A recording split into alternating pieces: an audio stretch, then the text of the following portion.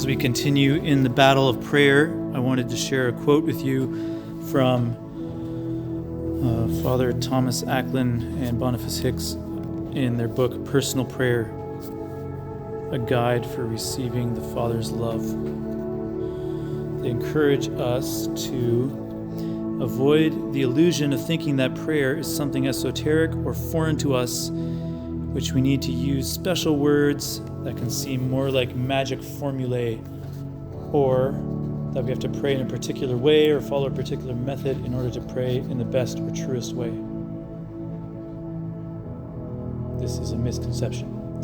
A further misconception would be that the development of the prayer life is strictly linear, where one could measure one's progress in prayer analogously to identifying what grade one is in school.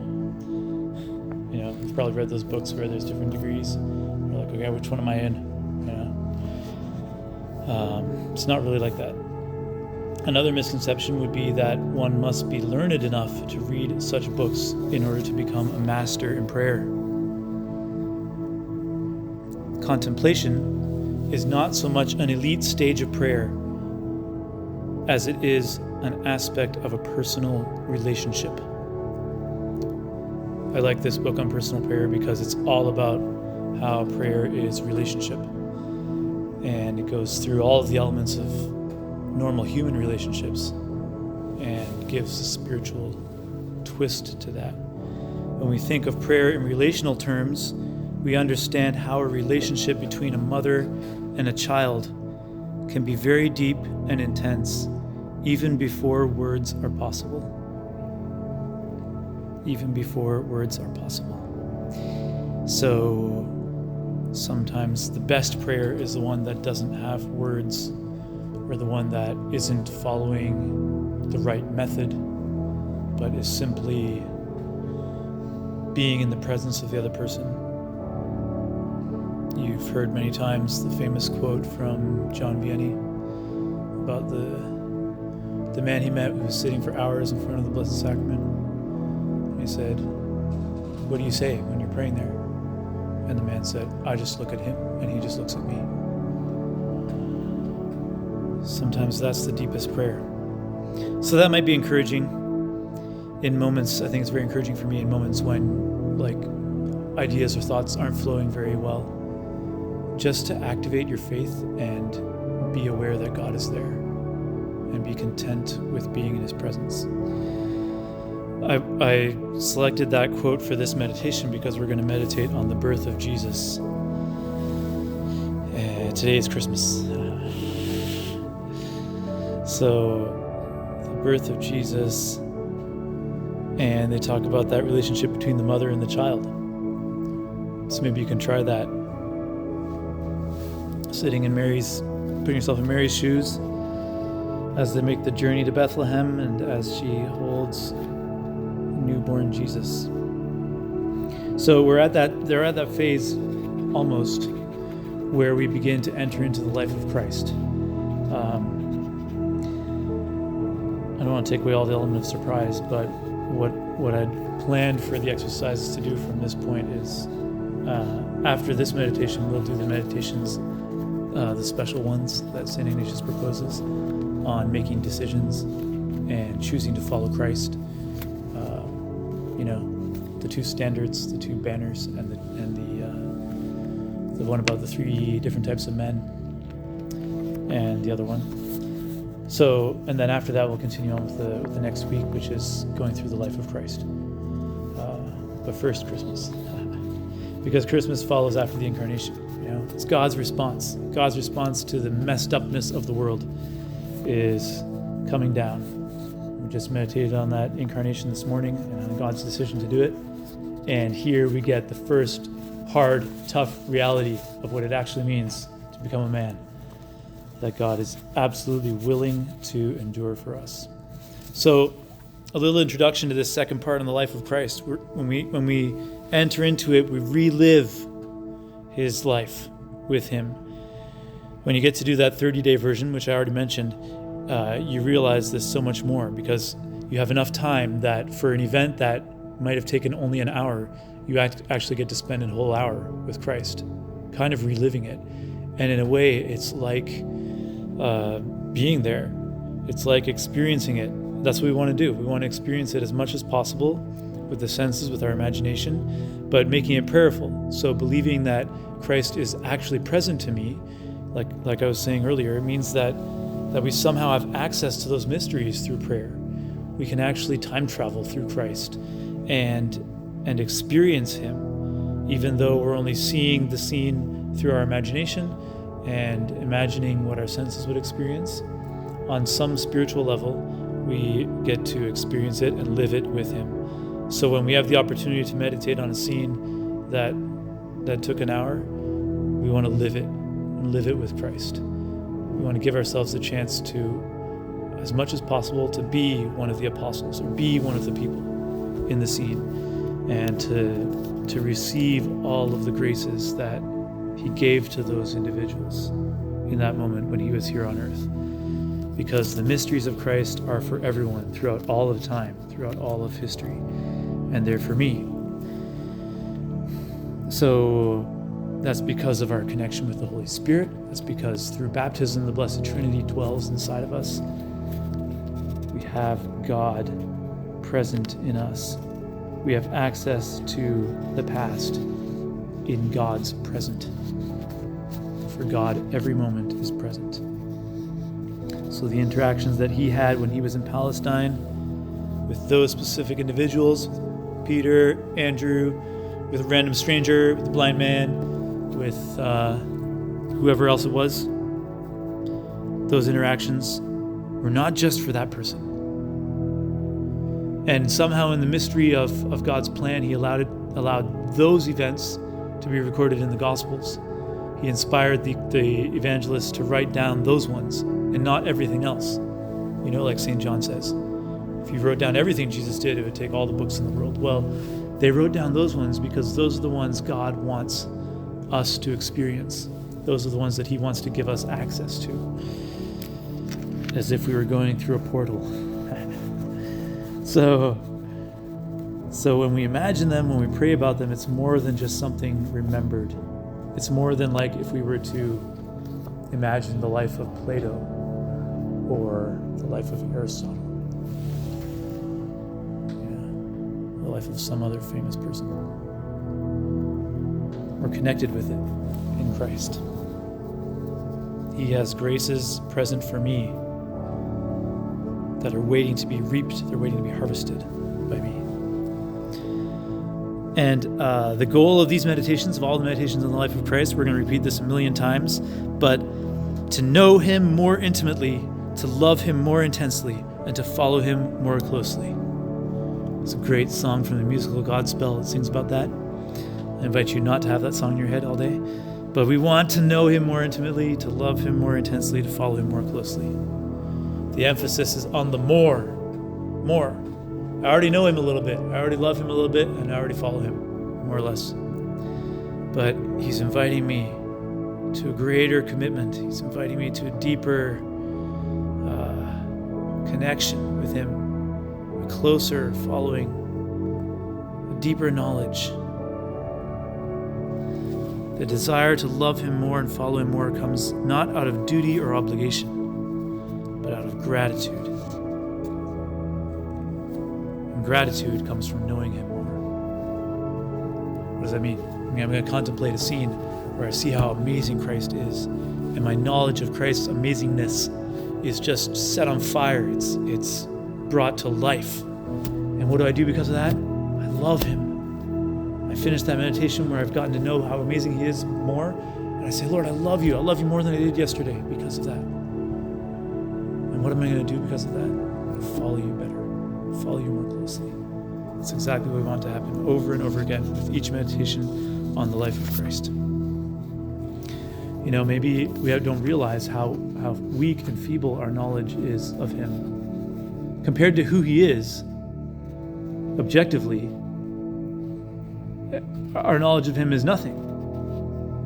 He's infinite goodness and wonder and glory. You know, you've probably had experiences in prayer already where you've gotten a little taste of like, wow, God is amazing, you know? Well, you're just scratching the surface. so much more amazing, and there's so much more greatness for us to grasp that we can't run out. We can't get enough of it. That's why we need more. That's why it's so good to repeat the exercises year after year. This time, Lord, I really want to know you. That's my prayer. This time, give me the grace of really getting to know you, of really discovering you more than I have in the past. Okay, so the birth of Jesus. This is a fun meditation because it's messy. Life is a mess. My first time on apostolate in Rome, I got to go to Naples for fundraising with a priest who since then has passed away, Father Benjamin. May he rest in peace. But I was new to Italy, and I had passed the Italian course apparently, but my Italian was so bad that I could not hold up a conversation with somebody. Every time I would just get baffled and mixed up with my words, and would be trying to say something and wouldn't have a word to say it, and it's just so embarrassing and humiliating. I remember being at parties with benefactors and their kids, and every once in a while someone would try to speak to me in a little bit of broken English, and I'd be so relieved that I got to say something in English, and then I realized that they didn't really understand English, and I'd have to go back to suffering and trying to learn Italian, and just so awkward. But it was messy. It was really messy. But the messy part of the story is that one day at dinner, they always have oil on the tables to eat with your bread and with everything. I picked up the oil thing, and it fell apart in my hands. So the top part came off, and the bottom part was oily, and it slipped and landed on the table and splashed oil all over my suit jacket. Okay, and this was back in the days before we used a clerical shirt, and we were just using that breast piece thing, So I got over my suit jacket was splashed with oil, which isn't the worst thing in the world, but you can tell that it's stained. So I was still wearing my stained suit jacket, and right after dinner, Father Benjamin was like, "Okay, let's go find a dry cleaner or something and see what they can do." So we go to this old lady in this little shop, and she says, "Oh, I've got this spray that you put on that kind of thing." And she's got this little spray bottle, and takes my suit jacket and sprays it on there. And instead of taking the oil stains away, she grabbed a cloth too and started wiping. Instead of taking the oil stains away, everywhere that there was oil turned white. So now it looked like a Holstein cow, and it was just unbearable. We couldn't wear it. So what do? I take off the suit jacket, and I've got this clerical shirt thing on with the straps and all that, and it looks terrible, so I took that off too. And all I had underneath was the dress shirt with a home sewn little collar. I'd taken off the actual collar and sewn and it was just the worst thing in the world that could happen. It was so embarrassing, and we had to go to another dinner like that, visit somebody at their house dressed like that. And they're like, "Oh, chi è questo?" And I'm like, "Oh, io sono fratello Adam." And, "Oh, sei legionario. Are you legionary too?" I'm like, "Yes, I am. I'm not wearing my collar right now because something happened." So then the end of the story was that we went to another dry cleaner, and this lady knew what she was doing. She had some other chemical that she didn't tell us what it was, but she put it on a little dab of cotton and just started dabbing it off, and all the white stuff just came off like magic. I was astounded, On that trip, we got to go to Capri too, but it was crazy. It was all difficult. But what a mess, When I entered the Legion and thought of all the legionaries I knew and how awesome they were, I was I never imagined life would be like that. I never imagined that I would end up in a disastrous, embarrassing situation where everything about it was just painful. But that's the way it is, though. That's the way life is. Life on earth is a mess. And when Christ came down to earth, he was willing to get into the mess. I mean, heck, he was born in a stable, okay? He was born in just about the biggest mess that you can imagine.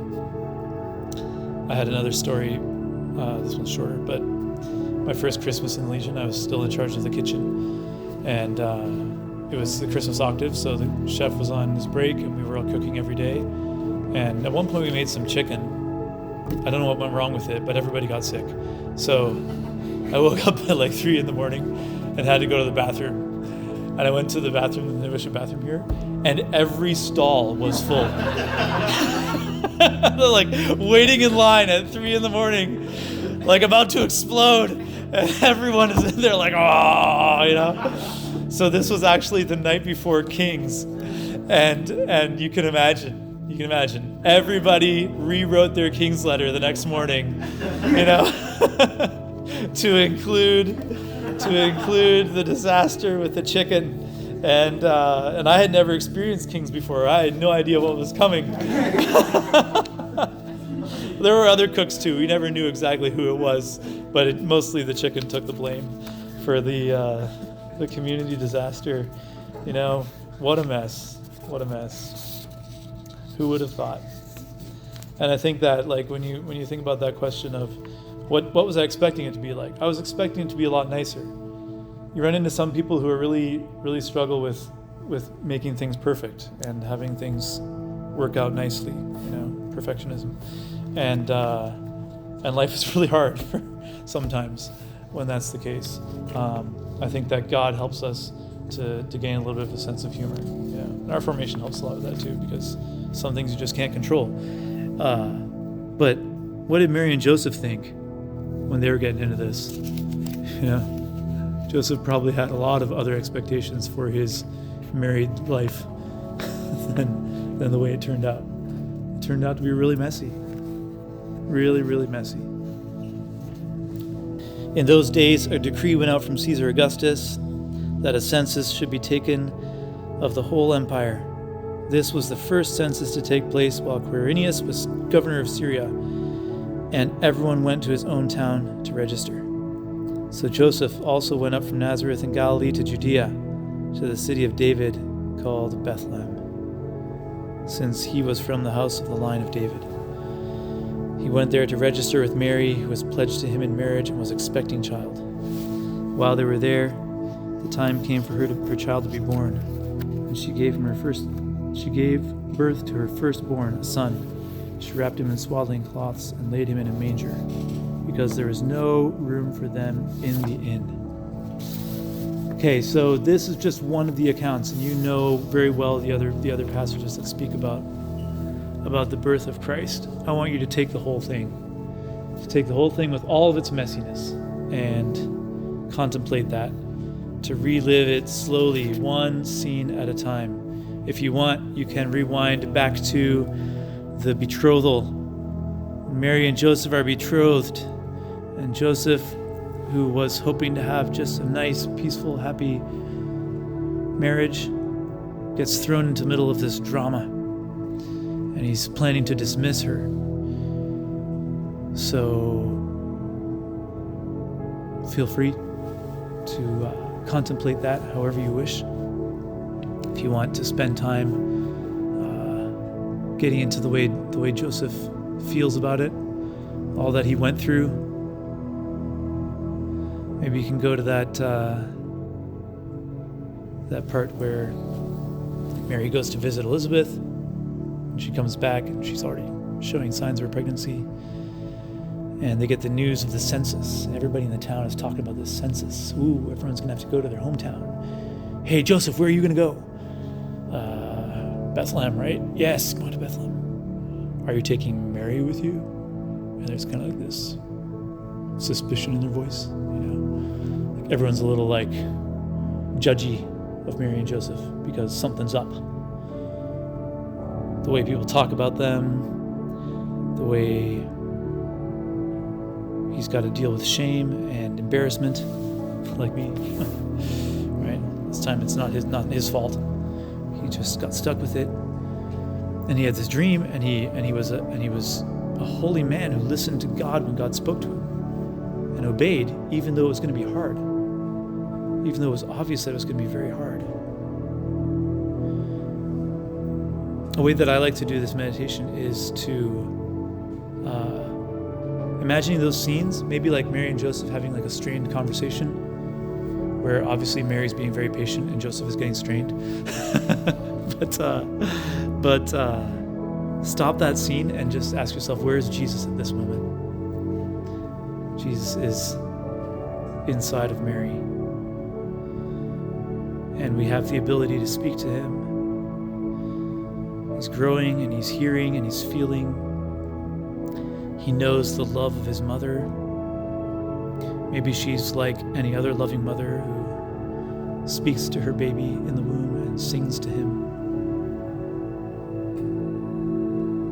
And we can do that too. Maybe she feels Jesus kicking sometimes. This is a really good meditation for moms. But if you want to stretch your imagination and your ability to feel empathy, if you really want to stretch, imagine what it's like to be Mary. What about my voice when Jesus hears my voice from inside the womb? Or Joseph's voice? And can I convey some of the love that Mary conveys to him? And maybe you want to contemplate the journey, the time they spent walking, riding on the donkey. Imagine all the feelings, the conversations. Imagine them having to take a break, Mary being tired and sweating, or the moments of silence there on the donkey. I don't know if you've seen there's a special Chosen episode about Christmas. It's so beautiful. There's that part where Joseph is off arguing about staying at the inn, and Mary's left there sitting on the donkey. And she has a moment of prayer where she quotes one of the Psalms. And you just see her lifting up her heart to God in prayer. And there again, the creator of the universe is right there inside of her. He's like in a little tabernacle. You know, if you've ever seen like non-Catholics going to Catholic churches, they just completely ignore the tabernacle, right? Or when there's Eucharistic procession and someone who has no idea what's going on is standing there looking at it, right? It's like that everywhere that Mary goes. She's got the creator of the universe inside of her. She's walking around. Everyone's just ignorant of it. And she knows. She knows what's going on inside of her.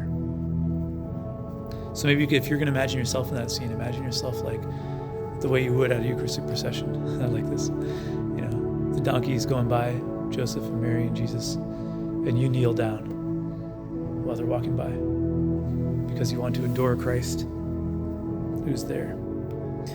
And then you can imagine that scene at the inn. Joseph losing his patience, trying to convince them that this is urgent, that they need a place to stay. Come on, we need a room. She's going to give birth to a baby. And they're like, well, there's a stable down the road. And he's like, no, what a mess. It's not supposed to be that way. She's supposed to give birth to Jesus in a bed, somewhere comfortable and warm and clean. At least clean, you know? And nope, it's not going to be that way. It's not going to be the way you thought. And then the stable. This is a fun one for the imagination because there's so many little details. If you've ever seen a stable, the smell, the smell of hay and straw, the smell of other things. I mean, stables just aren't clean. They're just a mess.